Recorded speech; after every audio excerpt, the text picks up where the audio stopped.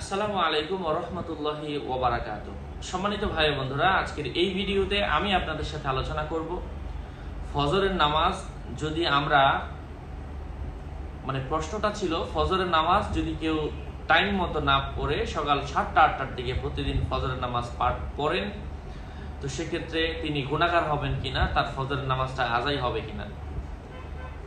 প্রত্যেকটা নামাজ সহি শুদ্ধ হওয়ার জন্য যেই টাইমে ফজরটা আবশ্যক হয়েছে ঠিক ওই মুহূর্তেই আদায় করতে হবে।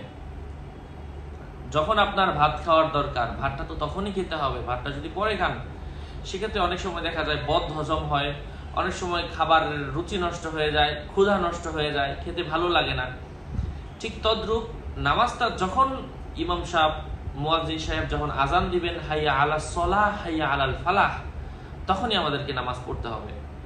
ঠিক ওয়াক্তের আগে নামাজ যেমন পড়া যাবে না, ওয়াক্ত হওয়ার অনেক পরেও নামাজ পড়া যাবে না। মূল নিয়ম হচ্ছে যখন আজান দেওয়া হবে তারপরেই নামাজটা পড়তে হবে।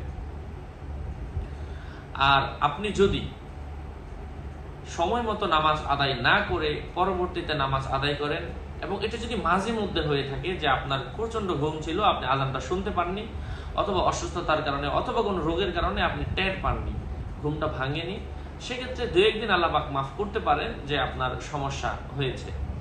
প্রতিনিয়ত যদি এটা কারো অভ্যাস হয়ে থাকে সেক্ষেত্রে অবশ্যই তিনি দেরি করে নামাজ পড়ার কারণে গুনাহগার হবেন। যদিও নামাজটা পরবর্তীতে সে কাজা আদায় করবে তবে সে গুনাহগার হবে। আল্লাহ পাক আমাদেরকে বোঝার তৌফিক দান করেন। 5 ওয়াক্তের নামাজ আল্লাহ পাক আমাদেরকে জামাতের সাথে আদায় করার তৌফিক দান করেন এবং সময় মতো আদায়ের তৌফিক দান করেন। আমিন। আসসালামু আলাইকুম ওয়া রাহমাতুল্লাহি ওয়া বারাকাতুহু। আমার কোনো ইমো নাই, হোয়াটসঅ্যাপ নাই।